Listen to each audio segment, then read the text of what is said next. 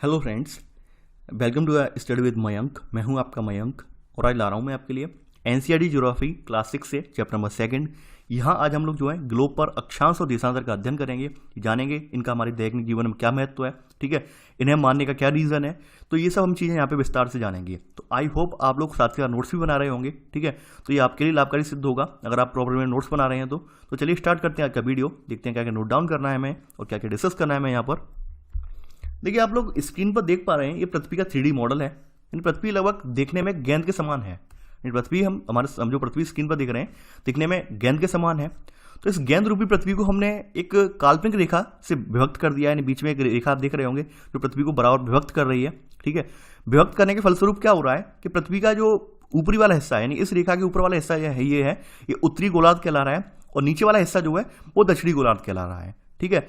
अब थोड़ी सी बात कर लें, यानी उत्तरी गोलार्ध की दक्षिणी गोलार्ध की हम बात कर लें। देखिए, उत्तरी गोलार्ध में बिल्कुल एग्जैक्ट ऊपर हम यहाँ पे जाएंगे, यानी कि हमने यहाँ से लेकर एक यहाँ तक, देखिए यहाँ पे एक एरोसा निकल के आ रहा है, यहाँ से लेके यहाँ तक हमने सीधा सीधा इसमें एक छेद करके एक छड़ी डाल दी। इसके अंदर एक इमेजिन करते हैं हम, यानी इसके अंदर हमने बीचों बीच में बॉल के बीच में छेद करके यहाँ से यहाँ तक हमने एक छड़ी डाल दी। तो ये क्या होगा, ये वाला हिस्सा क्या कहलाएगा, फिर ये वाला कहलाएगा उत्तरी ध्रुव कहलाएगा और फिर ये वाला कहलाएगा दक्षिणी ध्रुव। यानी कि यहाँ पर छड़ी निकल रही है उसे दक्षिणी ध्रुव कहेंगे, ठीक है। और ये जो छड़ी है, यानी कि यहाँ पे छड़ी जो निकल रही है, इस पर पृथ्वी जो घूर्णन करेगी, ये हिस्सा जो कहलाएगा यहाँ पर, ये कहलाएगा अक्ष कहलाएगा, ठीक है। तो ये पृथ्वी की इस प्रकार संरचनाएं हैं। तो यहाँ पर हमने काल्पनिक रूप से मान लिया, पृथ्वी को हमने दो भागों में काल्पनिक रूप से डिवाइड कर लिया। देखिए, काल्पनिक रूप से डिवाइड करने का रीजन ये है, पहले के समय में हमें किसी भी स्थान का पता लगाने में, किसी स्थान की एग्जैक्ट लोकेशन पता लगाने में बड़ी दिक्कत होती थी। तो तमाम जो आपके भूगोलविद वगैरह हैं, भूगोलवेत्ता वगैरह हैं, तमाम वैज्ञानिक वगैरह हैं, इन लोगों ने अनुसंधान करके ये तरकीब एक ईजाद की कि इसके जरिए हम किसी भी व्यक्ति की एग्जैक्ट लोकेशन पता कर सकते हैं कि भाई वो कहाँ स्थित है, पृथ्वी पर किस जगह स्थित है। तो इसके लिए अक्षांश बनाए गए, ठीक है।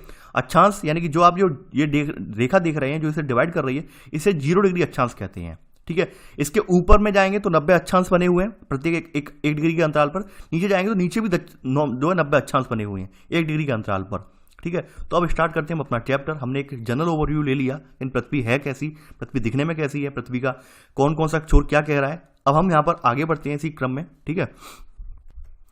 देखिए, आप देख पा रहे होंगे स्क्रीन पर, यानी यहाँ पर ये बात लिखी है कि पृथ्वी जो आपकी है, लगभग ग्लोब जो है पृथ्वी का एक लघु रूप है, यानी छोटा सा मॉडल होता है। यानी पृथ्वी बिल्कुल सेम इसी की भांति दिखती है। आप देखते हैं जिस प्रकार आपने ग्लोब देखा है, ठीक है, उसी प्रकार पृथ्वी भी अपने जो है अक्ष पर झुकी हुई है, ठीक है।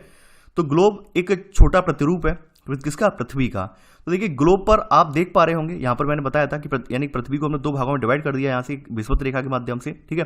तो डिवाइड करने पर ये वाला हिस्सा है उत्तरी गोलार्ध बन गया, ये वाला हिस्सा, ठीक है, और ये वाला हिस्सा जो है दक्षिणी गोलार्ध बन गया। अब देखिए, इसके ऊपर एकदम बीचों बीच में आप देख रहे होंगे सुई सी ये चल रही है, ये सुई, ये और ये। तो ये जो सुई है ऐसे निकल रही है यहाँ पे, ठीक है, एग्जैक्ट ये रेखा यहाँ पे निकल रही है। तो ये जो सुई वाली हिस्सा है यहाँ पर, ये ऊपरी उत्तरी गोलार्ध में, इसे कहते हैं नॉर्थ पोल, यानी उत्तरी ध्रुव कहते हैं। यानी इसे बोलते हैं नॉर्थ पोल यानी उत्तरी ध्रुव, और इसे बोलते हैं यहाँ पर नीचे निकल रही है, इसे बोलते हैं साउथ पोल, ठीक है, इसे बोलते हैं साउथ पोल। देखिए, पृथ्वी जो हमारी जो है वो ध्रुवों पर चपटी हुई है, वहीं बीच वाला जो हिस्सा है वो थोड़ा फैला हुआ है। यानी बीच वाला हिस्से से अभिप्राय ये वाला हिस्सा जो है थोड़ा बड़ा हुआ है, जबकि ध्रुवों पर ये चपटी हो गई है, ठीक है। तो ये पृथ्वी की विशेषताएं हैं।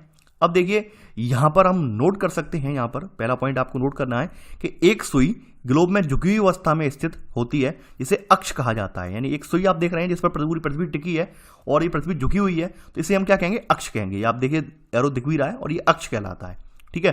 तो ये पहला पॉइंट आप नोट कर लीजिए, ठीक है।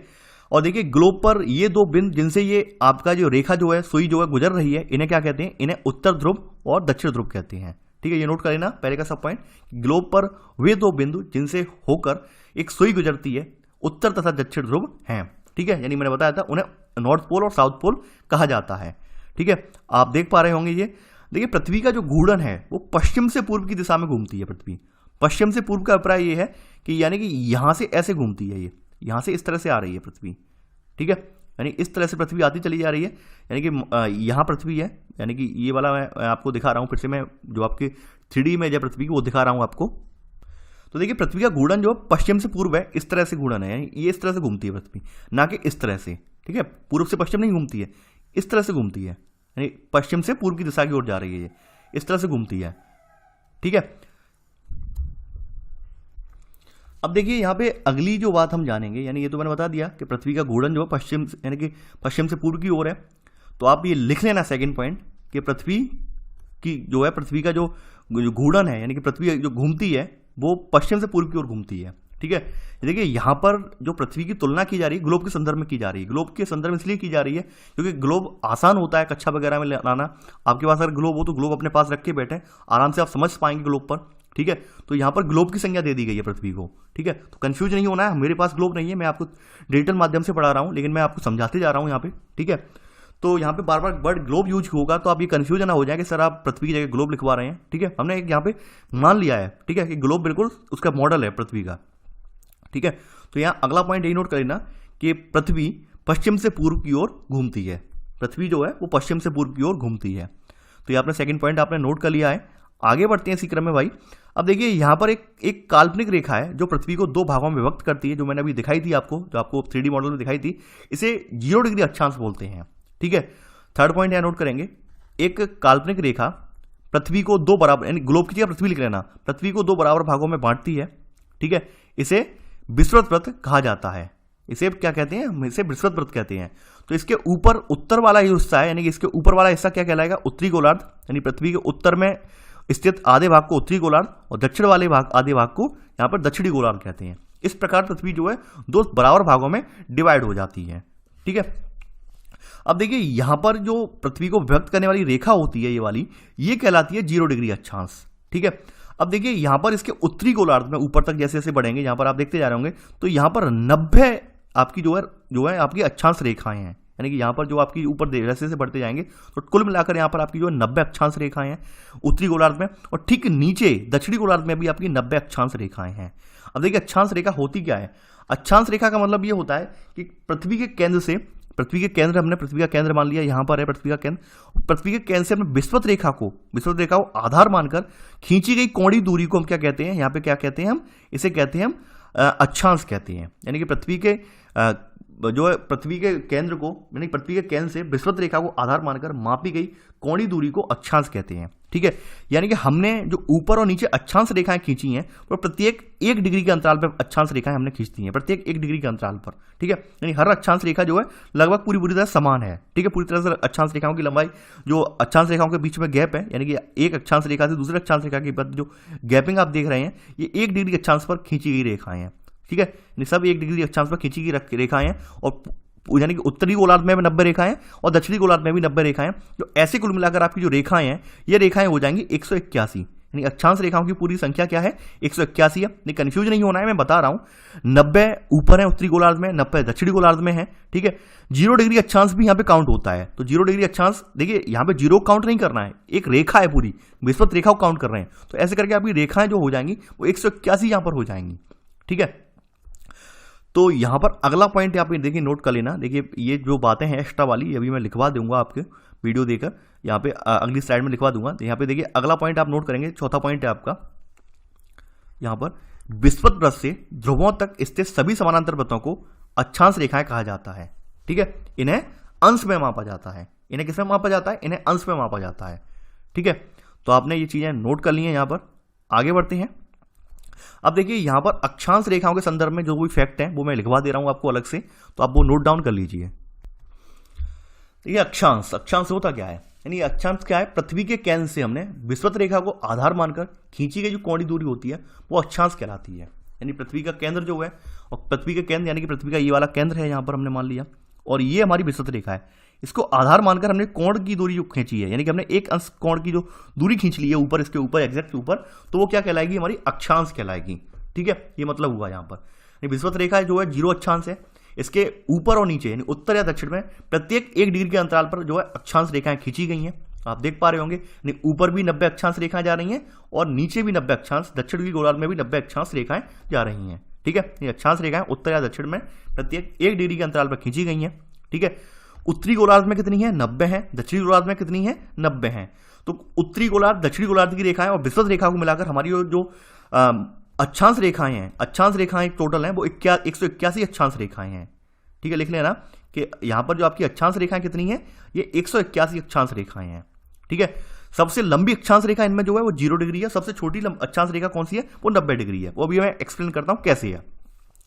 देखिए आप अपने हाथ में एक बॉल लीजिए, छोटी एक गेंद लीजिए, गेंद के बीचों बीच में आप जो भी आपको अच्छा लगे कि गेंद को एक रबड़ बैंड से आप बांध दीजिए, उसके ऊपर रबड़ बैंड लगा दीजिए और बिल्कुल एग्जैक्ट बीच में, और फिर धीरे धीरे करके उस रबड़ बैंड के बाद आप एक रबड़ बैंड यानी और लगाइए, ऊपर की तरफ लगा दीजिए। यानी तो आपने गेंद एक रबड़ बैंड लगा दिया गेंद पर बीचों बीच में, अब रबड़ बैंड थोड़ा ऊपर लगाते हैं हम, तो हम क्या देखते हैं, जो वृत्त बन रहा है यानी कि हमने जो बीचों बीच में एक रबड़ बैंड लगाया था उसका जो वृत्त बन रहा है वो बड़ा है, ठीक है, बीचों बीच में है।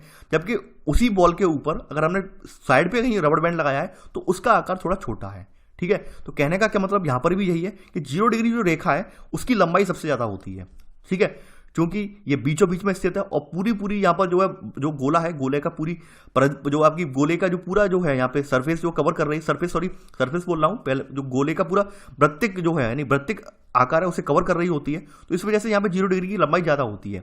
वहीं जैसे जैसे ऊपर उत्तरी गोलार्ध में दक्षिणी गोलार्ध में बढ़ते जाते हैं तो जो अक्षांश रेखा है उनकी लंबाई कम होती चली जाती है। लंबाई कम होने से अभिप्राय आप देख पा रहे होंगे इस तरह से कम होती चली जाती है, यानी पीछे तक की अगर बात करें तो ऐसे करके कम होती चली जाएगी। और एक स्थिति ऐसी आती है कि 90 डिग्री अक्षांश रेखा उत्तरी ध्रुव में कन्वर्ट हो जाती है, यानी कि एक छोटे से बिंदु के रूप में कन्वर्ट होकर रह जाती है रेखा, ठीक है। तो ये आप समझ गए होंगे, यानी कि यहाँ पर अक्षांश और देशांतर जो अक्षांश रेखाएं हैं इनके बारे में समझ गए होंगे। अब देखिए यहाँ पर आपने देख लिया ये रेखाएं आप जा रही हैं, ये वाली रेखाएं आप देख पा रहे होंगे, ठीक है। अब यहां पर बात करते हैं, यानी कि भारत की बात करते हैं। देखिए भारत का जो अक्षांशीय विस्तार है यहाँ पर हमारा, यानी भारत का अक्षांशीय विस्तार जो है हमारा 8 डिग्री 4 अंश से लेकर 37 डिग्री 6 अंश है, ठीक है। यानी 8 डिग्री 4 अंश से लेकर 37 डिग्री 6 अंश का मतलब क्या हुआ, कहने का मतलब यहां पर ये हुआ, आप ये स्थिति देख पा रहे हैं यहाँ पर, यहां से हमारी लगभग जा रही है जो है विषुवत रेखा गुजर के जा रही है, यानी कि लगभग यहां से हमारी विषुवत रेखा होकर गुजर के जा रही है, ठीक है। यानी 0 डिग्री अक्षांश यहाँ के होकर गुजर के जा रहा है। देखिए आप ये कंफ्यूज मत होना कि सर ये आपने तो बीच में कहाँ बनाई है, तो आपने बहुत अलग बनाई है, अलग हटके नहीं बनाई है। अगर हम ग्लोब पर देखें पृथ्वी को, ग्लोब पर अगर हम थोड़ा जाएं, फिर से मैं रिपीट कर रहा हूँ ग्लोब को, देखिए ग्लोब पर मैं दिखा रहा हूँ पृथ्वी को, आप देख पा रहे होंगे ग्लोब पर। तो हम ग्लोब पर जाते हैं, तो ग्लोब पर अब मैंने बताया था कि हमारी जो स्थिति है भारत की वो कहाँ पर है, हमारी भारत की स्थिति उत्तरी गोलार्ध में स्थित है। और मैंने ऐसा भी बताया है कि भाई विषुवत रेखा के उत्तर और दक्षिण में प्रत्येक 1 डिग्री के अंतराल पर रेखाएं खींची गई हैं। तो ऐसे कर करके हमारे यहाँ जो है यहाँ से आ जाता है, यहाँ पर हमारे उत्तरी गोलार्ध में 8 डिग्री 4 अंश से स्टार्टिंग होती है, यानी कि हमारे भारत की स्थिति की 8 डिग्री 4 अंश से स्टार्टिंग होती है और ऊपर ये जो पहुंचती है जाकर, यानी कि हमारे यहाँ जो ऊपर सबसे ऊपर जो हमारी अक्षांश रेखा है वो 37 डिग्री 6 अंश है, ठीक है। 37 डिग्री 6 अंश उत्तरी अक्षांश है, ठीक है। इसके मध्य हमारा जो है भारत स्थित है, यानी कहां से कहां तक भारत स्थित है हमारा, 8 डिग्री 4 अंश से लेकर 37 डिग्री 6 अंश तक हमारे यहाँ हमारा भारत देश स्थित है, ठीक है। तो देखिए अगला पॉइंट इसी में नोट कर लेना कि भारत का अक्षांशीय विस्तार जो है वो 8 डिग्री 4 अंश से लेकर 37 डिग्री 6 अंश है, ठीक है। ये इतना पॉइंट नोट कर लेना। अब थोड़ा पीछे फिर से हम चैप्टर पे ही आते हैं। अब देखिए यहां पर आपकी कुछ महत्वपूर्ण अक्षांश रेखाएं हैं जिनके नामकरण कर दिए गए हैं, यानी कि हमने हमारी वही रेखाएं हैं, कोई ज़्यादा जो है बदली नहीं है, लेकिन हमने उनके नामकरण कर दिए हैं। जैसे 0 डिग्री वाली को हम विषुवत वृत्त बोलते हैं, ठीक है, विषुवत रेखा बोलते हैं, भूमध्य रेखा के रूप में जानी जाती है 0 डिग्री अक्षांश जो है हमारा, ठीक है। इसी प्रकार 0 डिग्री के ऊपर में जब हम उत्तरी हिस्से में बढ़ते हैं, उत्तरी गोलार्ध में बढ़ते हैं, तो ऊपर एक रेखा पड़ती है 6.5 डिग्री उत्तरी पर, इसको कहते हैं कर्क रेखा, ठीक है, इसको कहते हैं कर्क रेखा।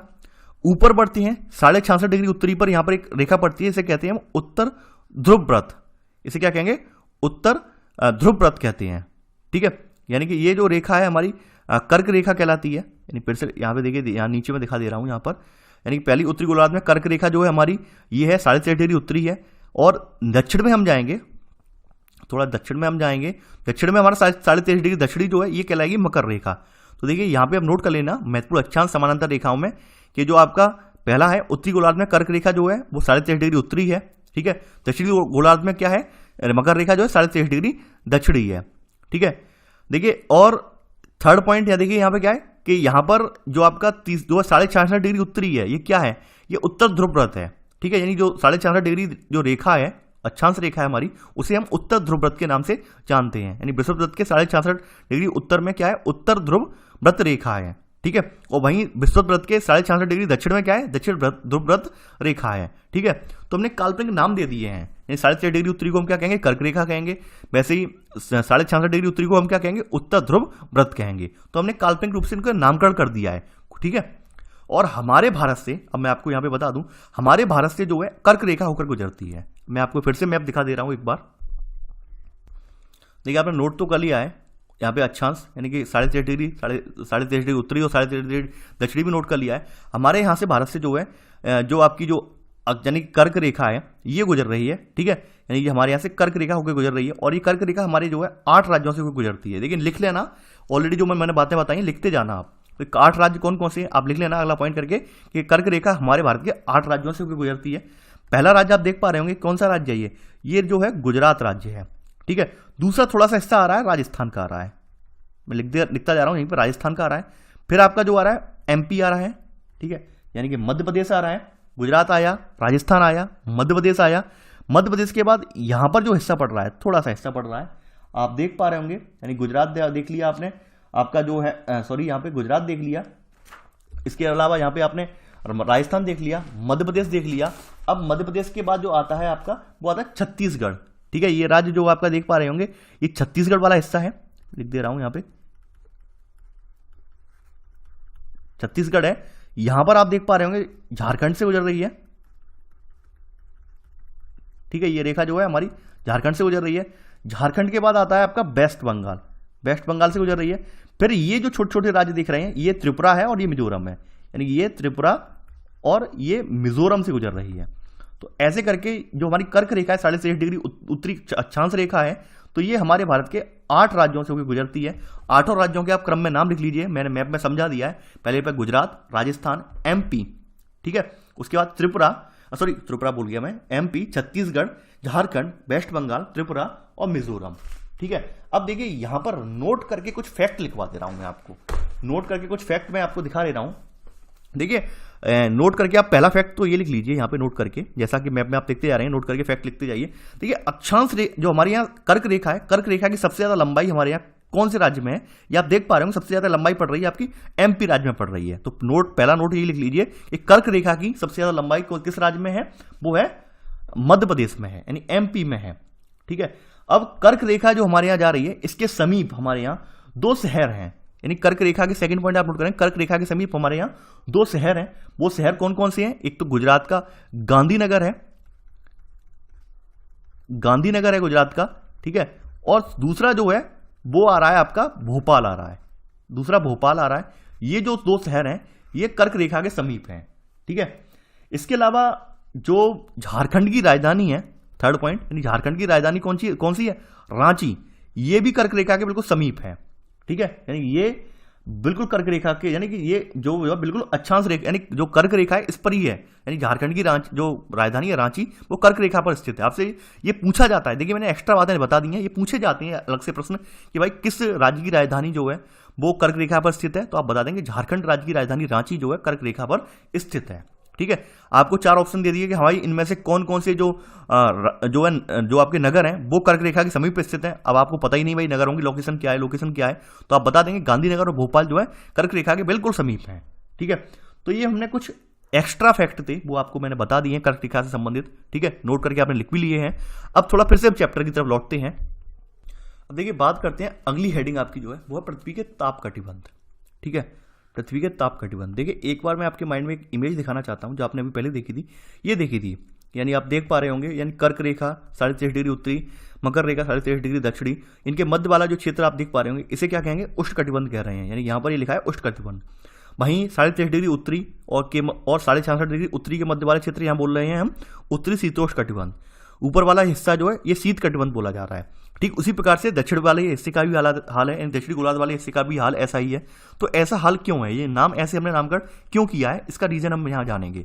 रीजन इसका ये कि साफ ये है कि कर्क रेखा और मकर रेखा के बीच के सभी अक्षांश हैं, इन पर सूर्य जो है वर्ष में एक बार दोपहर में सिर के ठीक ऊपर रहता है, और इसलिए इन क्षेत्रों में सबसे ज्यादा जो है हमें गर्मी मिलती है, सबसे ज्यादा ऊष्मा प्राप्त होती है। तो इसलिए हमने इस क्षेत्र को उष्ण कटिबंध नाम दे दिया है।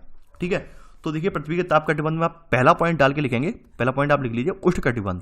ठीक है, उष्ण कटिबंध, और इसमें डैश लगा दीजिए। तो आप यहां पे लिखेंगे कि कर्क रेखा एवं मकर रेखा के बीच के सभी अक्षांशों पर सूर्य वर्ष में एक बार दोपहर में सिर के ठीक ऊपर होता है। ठीक है, इसलिए इस क्षेत्र में सबसे अधिक ऊष्मा प्राप्त होती है। तो आप पहला पॉइंट आपका यही हो गया उष्णकटिबंध में। उष्णकटिबंध कितने से कितने तक है? 23.5 डिग्री उत्तरी से लेकर 23.5 डिग्री दक्षिण के मध्य वाला हिस्सा जो है वो क्या है? आपका उष्णकटिबंध वाला क्षेत्र है, यानी गर्म क्षेत्र है एक तरह से, ये बोल सकते हैं आप। ठीक है, आगे सेकंड पॉइंट यहाँ पे नोट करेंगे आप, ये है आपका शीतोष्ण कटिबंध। ठीक है, यानी उत्तरी शीतोष्ण कटिबंध। सेकंड पॉइंट आप नोट करेंगे यहाँ पे उत्तरी शीतोष्ण कटिबंध। ठीक है, यानी उत्तरी शीतोष्ण कटिबंध या शीतोष्ण कटिबंध के नाम से लिख लीजिए, केवल शीतोष्ण कटिबंध के नाम से लिख लीजिए केवल। सेकंड पॉइंट शीतोष्ण कटिबंध। इसमें क्या होता है कि कर्क रेखा और मकर रेखा के बाद जो बाद बाकी अक्षांश है उन पर सूर्य का प्रकाश सीधा सीधा नहीं पड़ पाता है, उन पर सूर्य की किरणें जो है तिरछी पड़ती हैं।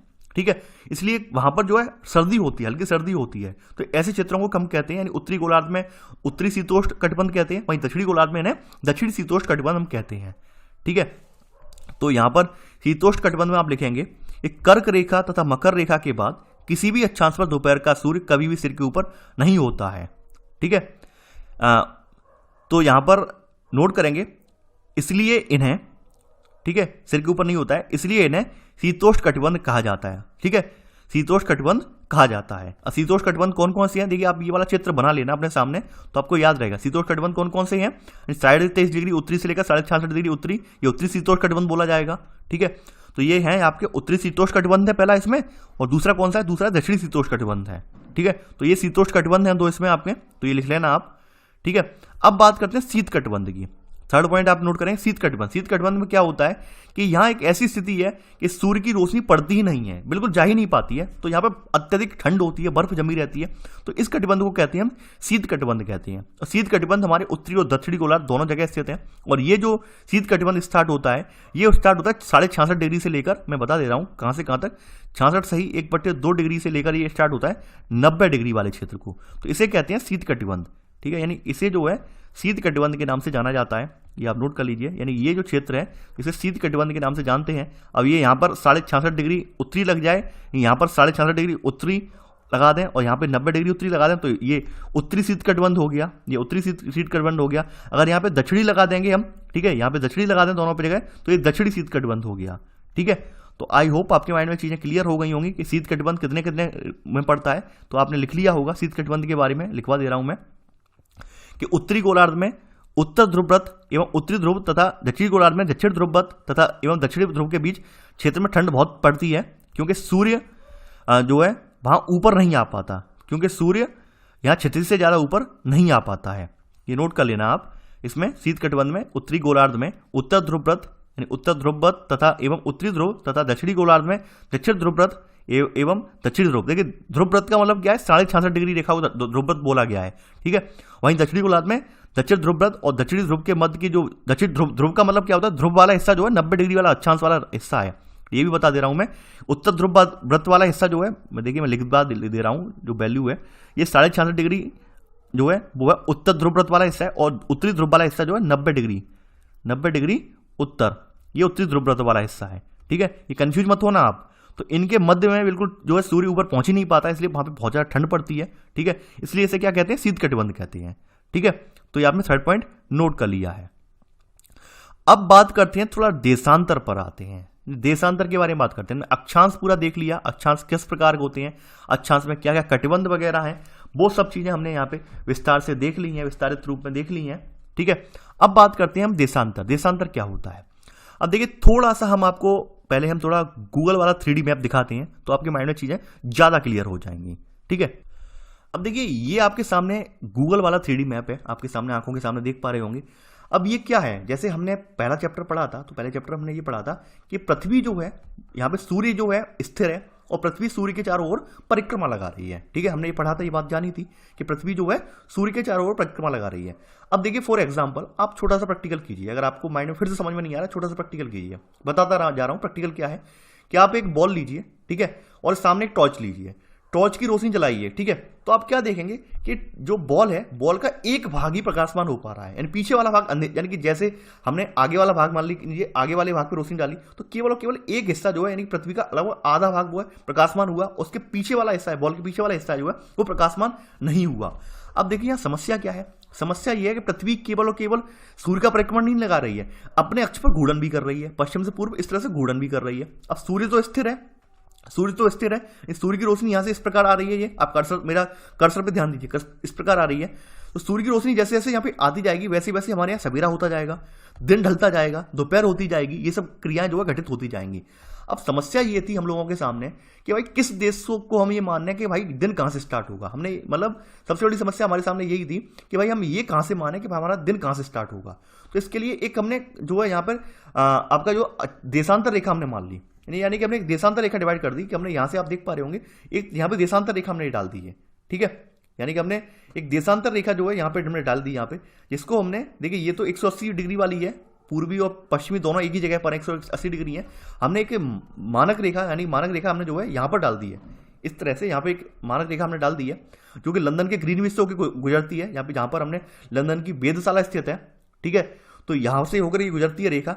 तो हमने ये मान लिया कि इसके पूर्व वाला जो हिस्सा है, यानी कि इसके पूर्व में एक हिस्सा जो है, यानी पूर्व वाला ये वाला जो हिस्सा है, यहाँ का समय आगे चल रहा है, क्योंकि चूंकि सूर्य की किरणें जैसे जैसे पृथ्वी से धीरे धीरे घूम रही है तो सबसे पहले यहाँ किरणें पड़ेंगी, ठीक है। यहाँ से किरणें जैसे जैसे बढ़ते जाएंगे तो ये हिसाब देख रहे हैं पीछे होता जा रहा है, तो यहाँ पे दोपहर हो गई, जैसे जैसे पीछे बढ़ते जाएंगे ऐसे करके, तो ऐसे करके समय जो परिवर्तित होता जाएगा, ठीक है। ऐसे करके आप देखते पा रहे होंगे जैसे पृथ्वी घूम रही है तो समय यहाँ से सूर्य की रोशनी पड़ रही है, तो धीरे धीरे करके ये एक हिस्सा प्रकाशमान हो रहा है, ठीक है, और पीछे अंधेरा पहुंचता जा रहा है। तो ऐसे करके करके पूरा दिन हो जा रहा है और यहाँ पर आके हमारा दिन ढल जा रहा है। तो ऐसे करके हमने समय का निर्धारण किया है, यानी ठीक है, यानी तारीख वगैरह हमारी जो चेंज नहीं होती है। तो कहने का मतलब क्या है, आपने क्वेश्चन भी पढ़ा होगा, जापान को उगते हुए सूर्य का देश कहते हैं। सूर्य का देश लिए कहते हैं कि सबसे पहले सूर्य की किरणें हमने जो अपना माना है हमने उसके अकॉर्डिंग, यानी कि अपना जो हमने देशांतर रेखा काल्पनिक मानी उसके अकॉर्डिंग जापान सबसे पहले पड़ता है जहां पे सूर्य का प्रकाश पड़ता है, ठीक है। ये हमने ऐसा माना है, काल्पनिक रूप से माना है। तो सबसे पहले सूर्य कहाँ उगता है, जापान में उगता है। तो यहाँ पर जैसे जैसे हम पीछे बढ़ते जाते हैं जापान का समय आगे भागता जाता है, बाद बाकी देशों का समय धीरे धीरे स्टार्ट होता जाता है। मान लीजिए जापान में सुबह 6 बजे हैं, ठीक है, सुबह 6 बजे सूर्य निकल रहा है और धीरे धीरे जैसे आगे बढ़ेंगे तो यहाँ पर जब चाइना में 6 बजेंगे तो वहाँ पर तब तक क्या हो जाएगा, जापान में थोड़ा बहुत यहाँ पे देशांतरों का जो अंतर होगा, यहाँ पे जापान में कुछ और समय होगा। ऐसे पीछे बढ़ते जाएंगे, इंडिया में कुछ समय अलग होगा तो चाइना का समय कुछ अलग होगा, ठीक है। ऐसे जैसे जैसे सूर्य की किरणें पड़ती जाती हैं वैसे वैसे हमारे यहाँ समय का निर्धारण होता जाता है, ठीक है। तो देशांतर रेखाओं को हमने फिर डिवाइड कर लिया है। डिवाइड किस प्रकार किया है वो भी हम देखते हैं अभी। देखिए देशांतर रेखाएं, ये आप देख पा रहे होंगे। देशांतर रेखाएं हमने, जैसे आपने एक संतरा देखा है, संतरे में क्या होता है, छोटे छोटे पीस होते हैं, इस तरह से पीस होते हैं। तो वैसे ही हमने देशांतर रेखाएं डाल दी हैं, यानी अर्धवृत्त के फॉर्म में डाल दी हैं यहाँ पे, ठीक है, इस तरह से फॉर्म में हमने डाल दी हैं। और ये टोटल जो देशांतर रेखाएं 360 देशांतर रेखाएं, कुल मिलाकर कितनी रेखाएं हैं, 360 देशांतर रेखाएं टोटल, ठीक है।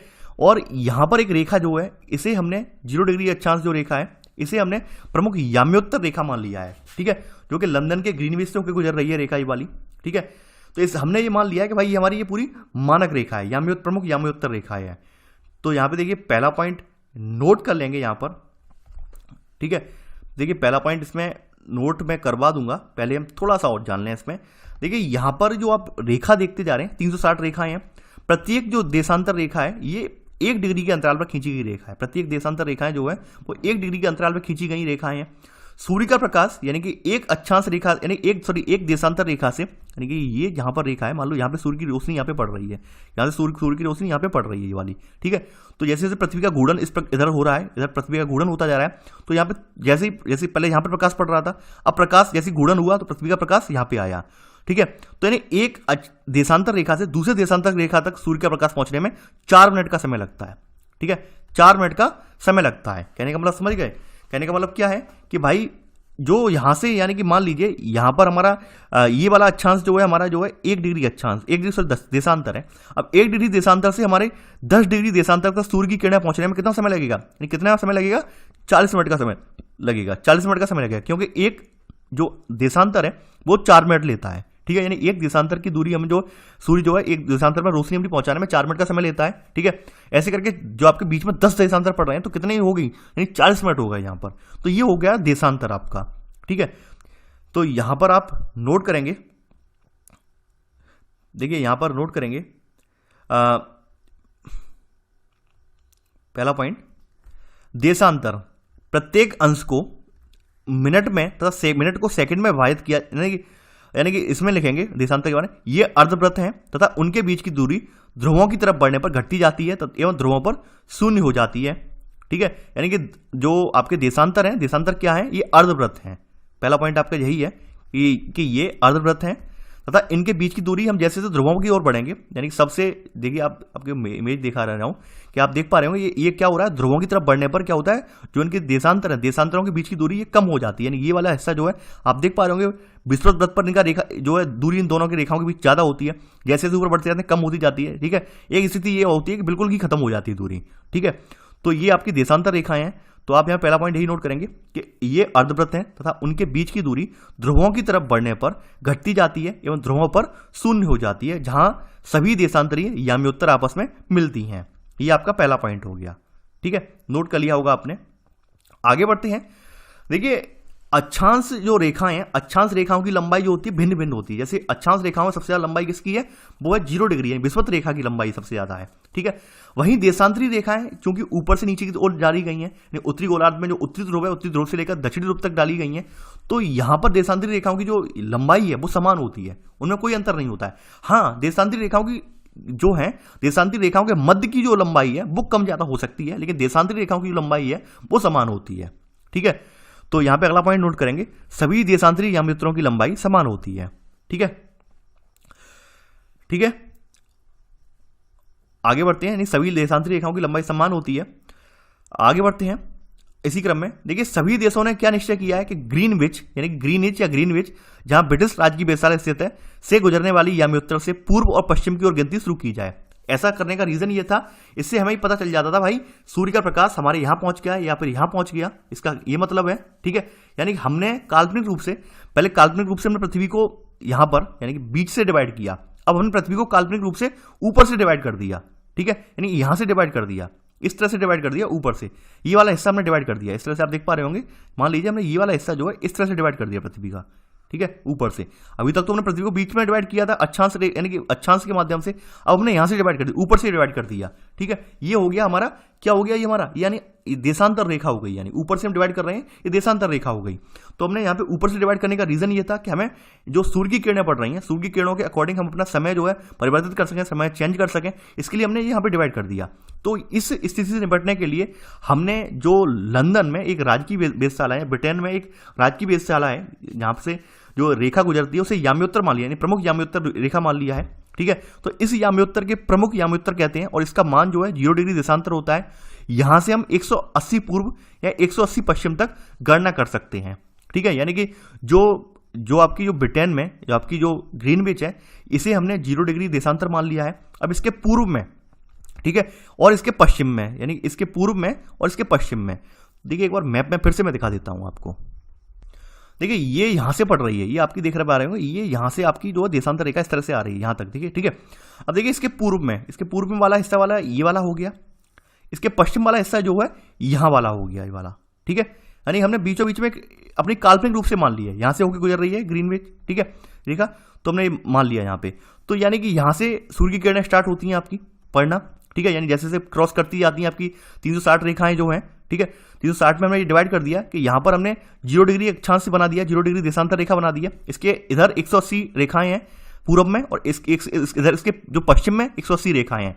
अब देखिए यहाँ पे ध्यान रखने वाली बात यह है कि इसकी पूर्व और पश्चिम वाली 180 डिग्री वाली जो देशांतर रेखा है वो एक ही रेखा है, अलग अलग रेखाएं नहीं है। 180 वाली रेखा जो है एक ही जो लाइन पर स्थित है, आप देख पा रहे होंगे ये एक ही लाइन पर स्थित है देशांतर रेखा।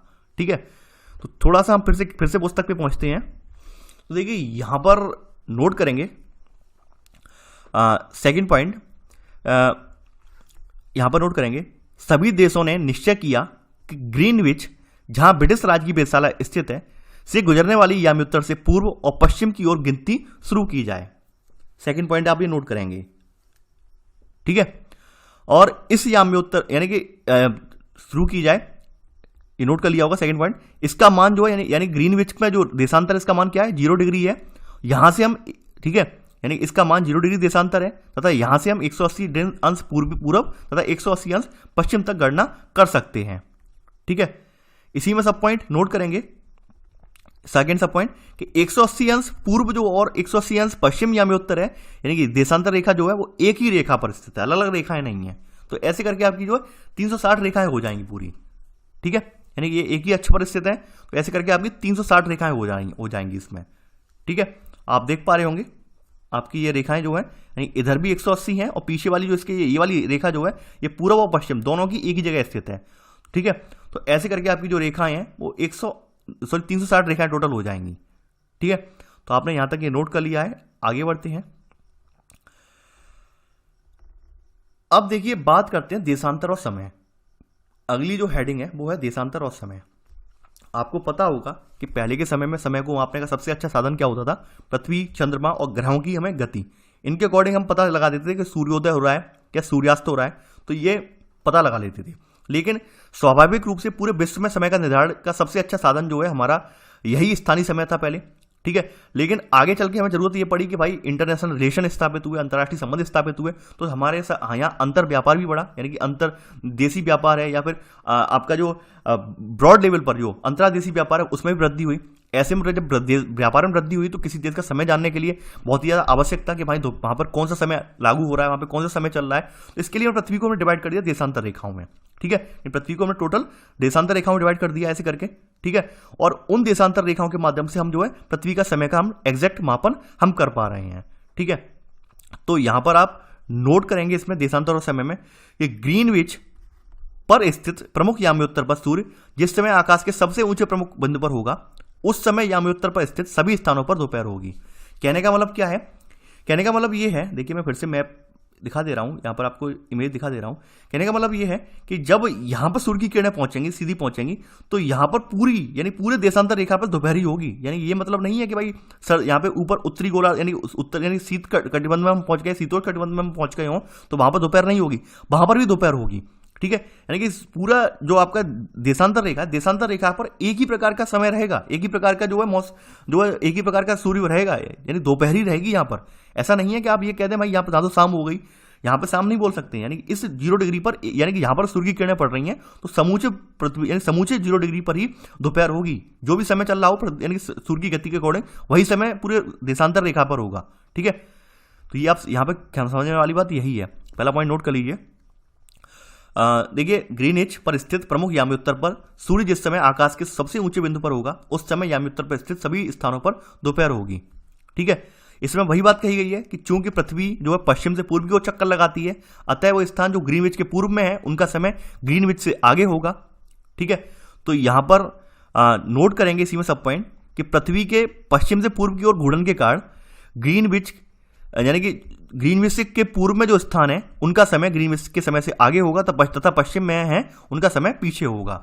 पहले का सब पॉइंट इस प्रकार नोट करेंगे कि पृथ्वी के पश्चिम से पूर्व की ओर चक्कर लगाने के कारण ग्रीनविच के पूर्व में जो स्थान है उनका समय आगे तथा जो पश्चिम में है ग्रीनविच के उनका समय पीछे होगा। ठीक है, उनका समय जो है वो पीछे होगा। ठीक है, अब देखिए बात कर लेते हैं पृथ्वी की। देखिए हम थोड़ा मैथमेटिकल रूप से समझते हैं। यहाँ पे पृथ्वी जो है हमारी लगभग 24 घंटे में अपने अक्ष पर 360 डिग्री घूमती है।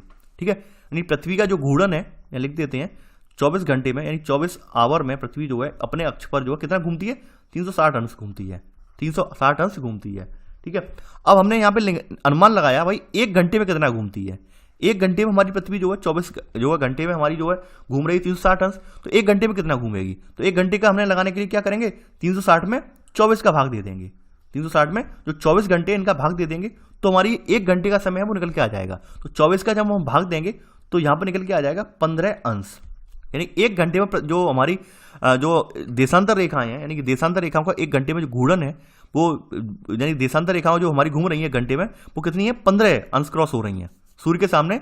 15 अंश जो है हमारे क्रॉस हो रहे हैं। ठीक है, और 15 अंश का जो घूर्णन है यानी 15 अंश का मतलब क्या हो गया कि 15 का गुणा जब हम करेंगे आगे चलकर, यानी 15 अंश घूमती है, 15 का मतलब हो गया 60 मिनट। ठीक है, यानी 15 अंश का मतलब हो गया यहाँ पर 60 मिनट। 15 अंश का मतलब हो गया 60 मिनट, यानी कि एक जो अंश है वो डिवाइड हो रहा है यहाँ पे 4 मिनट में। यानी एक अंश हमारी जो दूरी कवर हो रही है वो हो रही है 4 मिनट में। देखिए कहने का मतलब क्या है? 15 अंश घूम रही है हमारी 60 मिनट में। 60 मिनट से ऊपर क्या है? 1 घंटे से। यानी 1 घंटे में कितने मिनट होते हैं? 60 मिनट होते हैं। यानी 1 घंटे में 60 मिनट होते हैं। आपने 1 आवर में कितने मिनट होते हैं? 1 आवर में आपके 60 मिनट होते हैं। तो 60 मिनट में हमारी पृथ्वी कितनी पृथ्वी हमारी जो कितना गुणन ले रही है? 15 अंश गुणन ले रही है। ठीक है, अब 15 अंश गुणन ले रही है। अब 15 को भी हमने डिवाइड किया कि अब 1 अंश में कितना ये गुणन ले रही है, तो एक अंश जो हमारा कवर हो रहा है वो 4 मिनट में कवर हो रहा है। एक अंश की दूरी हमारी जो तय हो रही है, एक अंश हमें घूमने में पृथ्वी को 4 मिनट का समय लगता है। यानी आपके 360 अंश है। फिर से आपको देखिए, फिर से मैथमेटिकल रूप से समझा रहा हूं, आपके टोटल कितने अंश है, 360 अंश है। यानी पृथ्वी अपना एक चक्कर पूरा जो है 24 घंटे में 360 अंश का पूरा एक चक्कर लगा लेती है।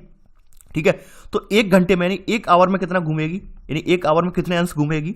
ठीक है, तो हमने डिवाइड कर दिया, एक आवर में कितना, यानी कि सॉरी एक दिन में यानी कि सॉरी एक दिन बोल गया हूं मैं, एक घंटे में यानी एक आवर में कितना घूमेगी। तो एक आवर के लिए हमने क्या किया, 24 से भाग दे दिया यहाँ पे, तो कितना घूमेगी, एक आवर में 15 अंश घूमेगी। ठीक है, अब 15 को हमने डिवाइड अब किया है, यानी 15 अंश जो यानी एक घंटे में कितने मिनट होते हैं, 60 मिनट होते हैं। 60 मिनट में हमारी कितनी घूम रही है, 15 अंश घूम रही है। अब 15 अंश में हमने ये यहाँ पे पता करना था कि भाई एक अंश में कितना घूमता है। तो अब इसके लिए हमने क्या किया कि एक मिनट में यानी एक अंश में कितना घूम रहा है, इसके लिए हमने ये किया कि जो 60 मिनट है तो इनमें हमने 15 अंश का भाग दे दिया है। तो ऐसे करके निकल के आ गई हमारी 4 अंश निकल के आ गई एक अंश की। यानी एक अंश में जो हमारी जो पृथ्वी है गुणन कितना करती है, वो कहती है यानी कि एक अंश जो घूमती है हमारी पृथ्वी वो 4 मिनट में घूमती है। ठीक है, तो देखिए ये नोट कर लेना आप, ये वाला जो फॉर्मूला है पूरा, ये पृथ्वी एक देशांतर रेखा को इस तरह से लिख लीजिए आप, देखिए इस तरह से आप लिख लीजिए सेकंड पॉइंट कि पृथ्वी एक देशांतर रेखा को पार करने में 4 मिनट का समय लेती है। पृथ्वी एक देशांतर रेखा को पार करने में 4 मिनट का समय लेती है। ठीक है, यानी एक देशांतर रेखा जो है कितने की होती है, एक देशांतर रेखा बराबर 4 मिनट। ठीक है, आप ये फॉर्मूला लिख लीजिए, फॉर्मूला फिर से बता दे रहा हूं कि 24 घंटे में इस तरह से लिख लीजिए, 24 घंटे पृथ्वी घूमेगी बराबर 360 अंश। आप लिख लीजिए 24 घंटे में पृथ्वी घूमेगी बराबर कितना घूमेगी, पृथ्वी घूमेगी 360 अंश। एक घंटे में इसी प्रकार एक घंटे में घूमेगी कितना, 360/24 बराबर 15 अंश। यानी एक घंटे में कितना घूम रही है, 15 अंश घूम रही है। ठीक है, और 15 अंश कितने में घूम रही है, यानी 15 अंश जो घूम रही है, यानी कि हमने घंटे को मिनट में डिवाइड कर दिया, तो 15 अंश घूम रही है 60 मिनट में। 60 मिनट में 15 अंश घूम रही है। ठीक है, तो एक अंश जो हमारी घूम रहेगी, एक अंश पृथ्वी हमारी जो घूमेगी वो घूमेगी 4 मिनट में।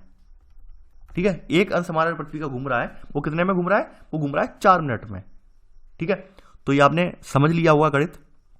ठीक है, अब बात करते हैं, थोड़ा सा हम यहाँ पे समझते हैं। अब जैसे मैंने बताया आपको, जैसे मैंने एक एग्जांपल आपको दिया था कि हमारा 0 डिग्री जो अक्षांश है, 0 डिग्री जो है याम्योत्तर जो है, देशांतरी जो याम्योत्तर जो है उसे देशांतर मान लिया गया, मानक देशांतर मान लिया गया है, यानी लंदन ग्रीनविच वाले का। अब मान लीजिए कि यहाँ के 180 डिग्री, यानी कि ये देखिए यहाँ से देखिए मैं अभिप्राय दिखा रहा हूँ आपको, थोड़ा सा हम मैप में फिर से जाते हैं। देखिए आपके सामने इमेज देख रहे होंगे आप, ये आपकी एनसीईआरटी की इमेज है। ये वाली रेखा आप जो देख रहे हैं वो 0 डिग्री है देशांतर। ठीक है, अब देखिए बात करते हैं यहाँ से। देखिए आप देख पा रहे हैं स्क्रीन पर, ये पृथ्वी का जो है 2D मॉडल है। आपने वो देखा था गोले के रूप में, 3D मॉडल था, ये 2D मॉडल है। तो आप यहाँ पर देख पा रहे होंगे ग्रीनविच रेखा है, इसमें लिखा है कि इसके पूर्व वाला हिस्सा, यानी कि ये जो हिस्सा है इसको हम पूर्व बोलते हैं। तो यहाँ पर समय जो है आगे चलता है और यहाँ पर समय जो है ये पीछे चलता है। यानी ये पश्चिम वाला हिस्सा है, यहाँ पर समय जो है वो पीछे चल रहा है और यहाँ पर समय आगे चल रहा है। ठीक है, तो देखिए यहाँ पर मानते हैं यहाँ पर 0 डिग्री है, और अभी हमने ये पढ़ा था कि 1 डिग्री सूर्य का यानी पृथ्वी पर 1 डिग्री घूमने में कितना समय लग रहा है, 4 मिनट का समय लग रहा है। पृथ्वी को 1 डिग्री घूमने में 4 मिनट का समय लग रहा है।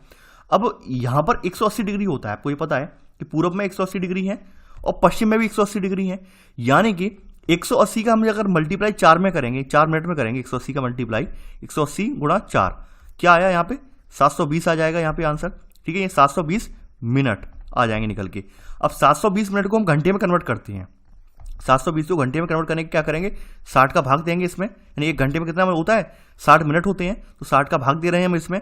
तो 60 का जब हम भाग देंगे यहाँ पर, ठीक है, तो वैल्यू जो आएगी आपकी वो 12 आ जाएगी, यानी 12 घंटे निकल के आ जाएंगे। 60 का जब हम भाग देंगे यहाँ पे, यानी कि तो ये निकल के आ जाएगा 720। ठीक है, यानी कि 60 को का भाग जब इसमें 720 में देंगे तो 12 घंटे निकल के आ जाएंगे।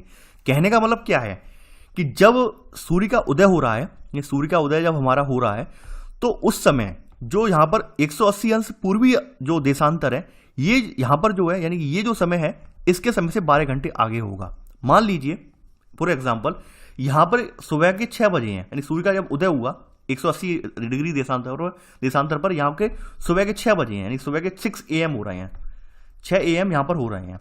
वहीं जो आपका ग्रीनविच है, तो ग्रीनविच पर आपके जो है 6 PM होंगे, यानी शाम का समय होगा। ठीक है, यानी कि यहाँ पर अगर सुबह होगी, यहाँ पर अगर मॉर्निंग हो रही है, यहाँ पे गुड मॉर्निंग यहाँ पे हो रही है, तो यहाँ पर गुड नून यानी कि यहाँ पर जो है गुड इवनिंग होगी आपकी। कहने का मतलब समझ गए होंगे अब आप लोग। ये अंतर इसीलिए होता है, जैसे जैसे घूर्णन होता जाएगा, यानी जैसे जैसे पृथ्वी पर घूर्णन पृथ्वी करती जाएगी सूर्य के सामने, वैसे वैसे समय परिवर्तित होता चला जाएगा। ठीक है, तो आपने समझ लिया होगा मैप के माध्यम से कि किस प्रकार है। फिर से रिपीट कर रहा हूं कि जैसे यहाँ पर 180 डिग्री पर जैसे हमारा सूर्य का उदय हुआ, और वो मान लो समय वहां पे 6 बजे सूर्य का उदय हो रहा है, यहाँ पे 180 डिग्री देशांतर पे, तो उस समय हमारे जो ग्रीनविच पर समय होगा वो समय होगा 12 घंटे पीछे। कहने का मतलब 12 घंटे पीछे, यानी कि 6 बजे, सुबह के 6 बजे से 12 घंटे पीछे जाओगे तो क्या होगा, शाम के 6 बजे पहुंच जाओगे, यानी पिछले दिन के शाम के 6 बजे पहुंच जाओगे नहीं पहुंच जाओगे। ठीक है, तो ये समय पीछे होगा। वहीं अगर हम ग्रीनविच से बात कर लें, यानी कि जैसे जैसे बात कर लें ग्रीनविच, तो ग्रीनविच के पीछे वाले हिस्से में बढ़ते जाएं, यानी ये तो आगे वाला हिस्सा था, ये तो समय आगे चल रहा है, 12 घंटे आगे चल रहा है। भाई इसके पीछे वाले बात कर लें, तो पीछे अगर हम जाएंगे, यानी मान लीजिए यानी ग्रीनविच पे अभी जो है शाम के 6 बज रहे हैं। ठीक है, शाम के 6 बज रहे हैं, तो जैसे जैसे पीछे जैसे बढ़ते जाएंगे तो यहाँ पर 12 घंटे पीछे चलेगा, यानी 12 घंटे यहाँ पे पीछे चलेगा, 12 आवर पीछे चलेगा पश्चिमी वाले उस पर, और पश्चिमी वाले पे 6 जब बज रहे हैं यहाँ पर, यानी कि यहाँ पर 6 बज रहे हैं, तो यहाँ पर 6 AM हो जाएंगे, 6 AM हो जाएंगे। आपको एक रोचक तथ्य यही बता रहा हूं मैं यहाँ पे कि पूर्वी और पश्चिमी जो देशांतर है हमारा, वो एक ही रेखा पर है। एक ही रेखा से अभिप्राय क्या है कि 24 घंटे की दूरी जब हम कवर कर लेंगे पूरी, तो ऑब्वियस सी बात है यहाँ से सवेरा होना स्टार्ट हो जाएगा।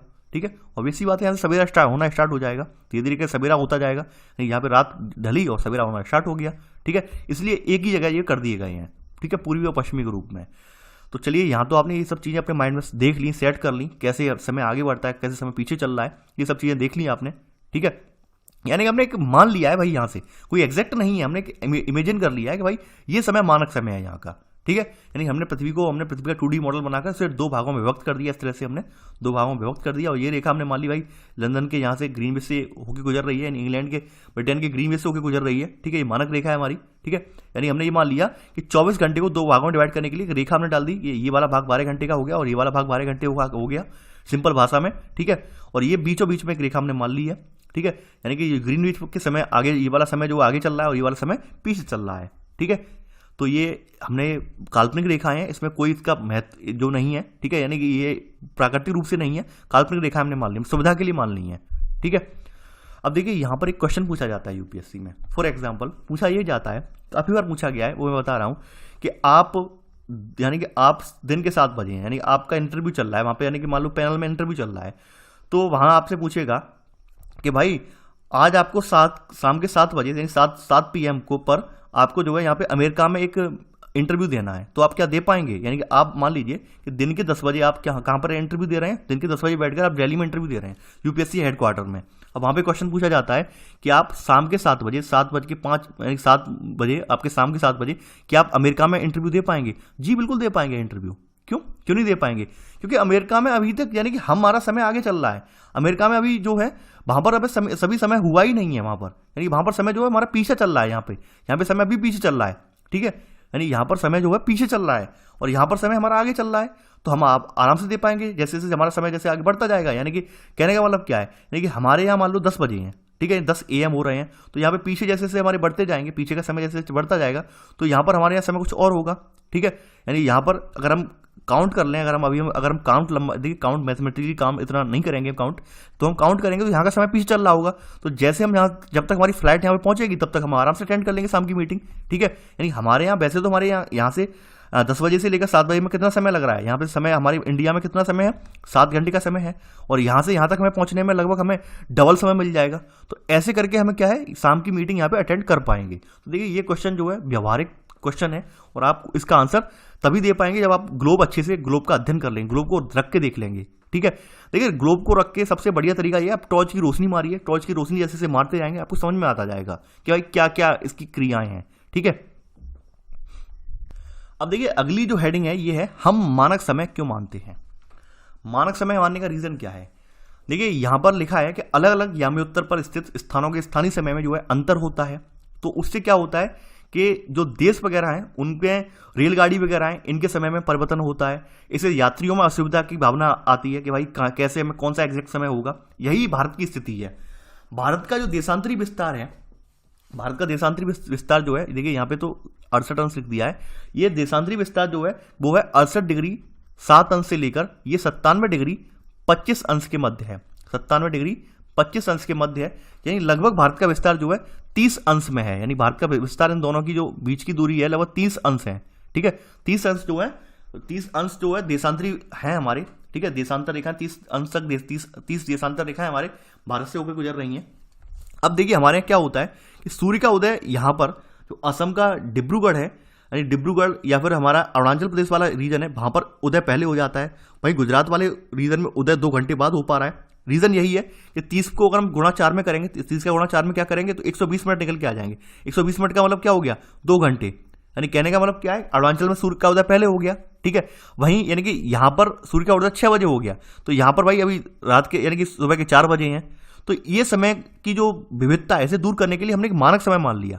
मानक समय क्या कि बिल्कुल बीचों बीच में एक समय मान लिया कि यानी कि यहाँ वाला समय जो होगा वो यहाँ पर भी अप्लाई होगा और यहाँ पर भी अप्लाई होगा। तो मानक समय जो हमने माना है वो 82.5 डिग्री पूर्वी माना है। 82.5 डिग्री पूर्वी हमने जो है वो जहाँ पर हमने अपना मानक समय मान लिया है।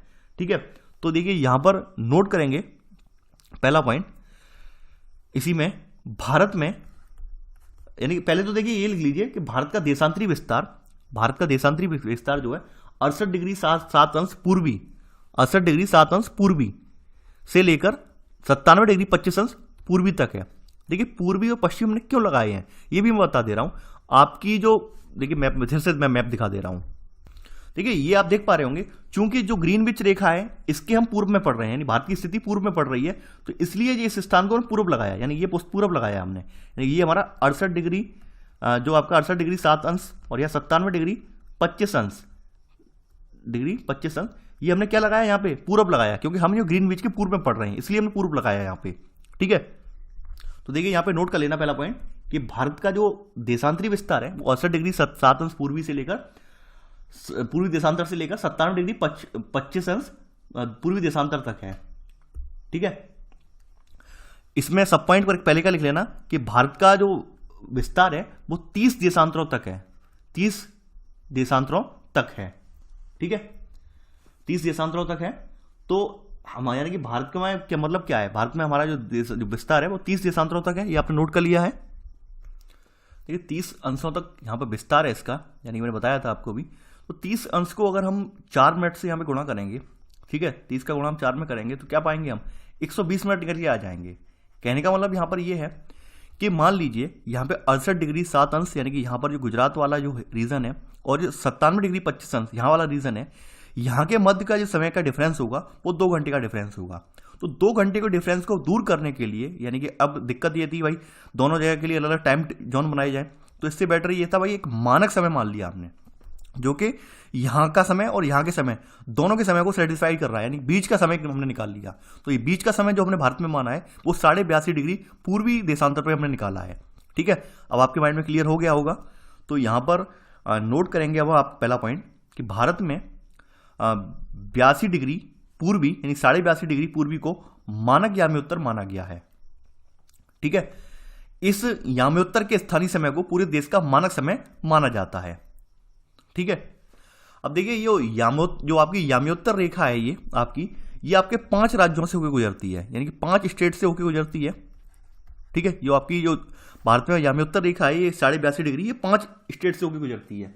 अब इन 5 स्टेट के नाम कौन कौन से हैं मैं बता दे रहा हूं आपको।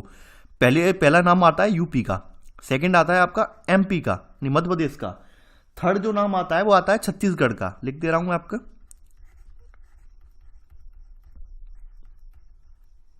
ठीक है, छत्तीसगढ़ का आ रहा है। चौथा जो आ रहा है वो उड़ीसा का आता है इसमें। ठीक है, 5वां जो आता है यहां पर जो आता है आपका आंध्रा का आता है। ठीक है, तो ये हमारी जो याम्योत्तर यानी मानक समय रेखा है वो 5 राज्यों से गुजर रही है, यूपी, मध्य प्रदेश, छत्तीसगढ़, उड़ीसा और आंध्र प्रदेश। ये नोट कर लेना आप लोग। ठीक है, तो आपने मानक समय रेखा देख ली। अब देखिए मानक समय रेखा को लेकर एक और है, यानी कि ये देखा गया है कि ये कुछ जगह लिखा है भाई कि ये कुछ जगह जो लिखी है मानक समय रेखा के बारे में कि भाई ये इलाहाबाद के समीप नैनी से होकर गुजरती है। कुछ किताबों में लिखा है कि भाई मिर्जापुर से, यूपी के मिर्जापुर से होकर गुजरती है, लेकिन एग्जैक्ट क्या है एग्जैक्ट किसी को नहीं पता है। ठीक है। यानी कि काफ़ी सारी किताबों में आपको जो है मिर्ज़ापुर देखने को मिल जाएगा, काफ़ी सारी किताबों में आपको देखने को मिल जाएगा इलाहाबाद के पास नैनी से गुजरती है, ठीक है। यानी दोनों जगह यहाँ पे दिखा दी गई हैं, ठीक है। लेकिन एग्जैक्ट यहाँ किसी को नहीं पता है कि कहाँ से गुजर रही है बीचों बीच में ये। अब देखिए यहाँ पर थोड़ा सा और जान लेते हैं कि भारत की जो ग्रीनविच है 82.5 डिग्री 30 अंश पूर्वी जो है, ये जो स्थित है, यानी कि ये हमारी जो रेखा है, हमारी मानक रेखा, ये जो लंदन की ग्रीनविच है यानी 0 डिग्री से हमारे जो रेखा है यहाँ पर उस टाइम जोन के अकॉर्डिंग 5 घंटा 30 मिनट आगे हमारा समय चल रहा है। यानी कि जो हमारा ग्रीनविच पर जो समय होगा, यानी कि जो ग्रीनविच पर समय होगा, आपकी लंदन की ग्रीनविच पर समय होगा, उस समय से हमारा समय जो है 5.5 घंटा आगे चल रहा है। कैसे चल रहा है? क्योंकि आपको बताया था मैंने कि यहाँ पे 0 डिग्री अक्षांश के इधर पूरब में 180 अक्षांश है, 180 देशांतर रेखाएं हैं, ठीक है, और पश्चिम में 180 देशांतर रेखाएं हैं। हम कितने पे बैठे हैं भाई? हम बैठे हैं 82.5 डिग्री 30 अंश पर। अब 82.5 का हम गुणा कर लें, यानी 82.5 का अगर हम 82.5 का गुणा कर लें, किसमें? 4 मिनट में गुणा कर लें, तो क्या निकल के आ जाएगा? तो निकल के आएगा 5 घंटा 30 मिनट का समय निकल के आ जाएगा, ठीक है। तो यहां पर अगला पॉइंट इसमें नोट करेंगे, सेकंड पॉइंट।